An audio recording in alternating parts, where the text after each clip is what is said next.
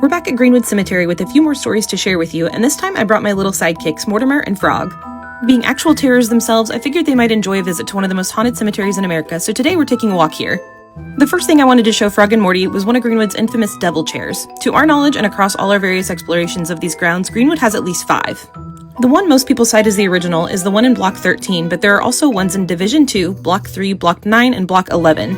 Legend has it that the devil will grant you anything your heart desires for 7 years after sitting in one of these chairs. At the end of the 7 years, the devil will return to take his payment, your soul.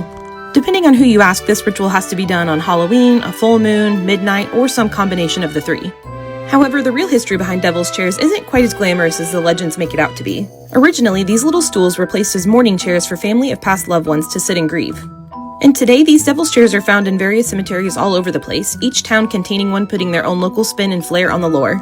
And don't worry, even though it's supposedly just legend, I still told Morty and Frog they weren't allowed to sit in them. The next section I wanted to show the girls was the Civil War section. Because they love violence, I thought maybe this would be a fun area for them.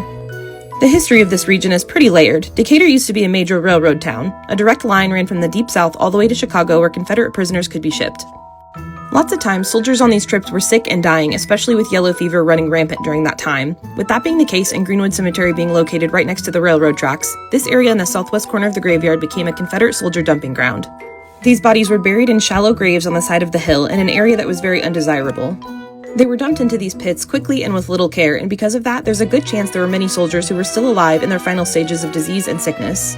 What makes this section of the grounds even worse is that years later, after a bad spring of heavy rain and flooding, this part of the cemetery began to mudslide. But not only the shallow Confederate graves were affected, the Union soldiers buried in the memorial part of the war section atop the hill also fell victim to the flooding. No longer being able to identify bodies, they were again buried, but without regard to which side of history they fought for. As you can probably imagine, this has created unrest for years. There's been several reports of apparitions in soldiers' uniforms, along with some hearing wailing and crying coming from this particular section. Personally, I've yet to experience anything odd in this area, but I'd love to hear stories from those who have. It seemed that Morty and Frog's favorite part of the Civil War section was the cannon, and I had to tell them it wasn't real so we could go home. We'll be back soon to bring you more from this iconic graveyard, so give us a follow if you're a fellow cemetery lover.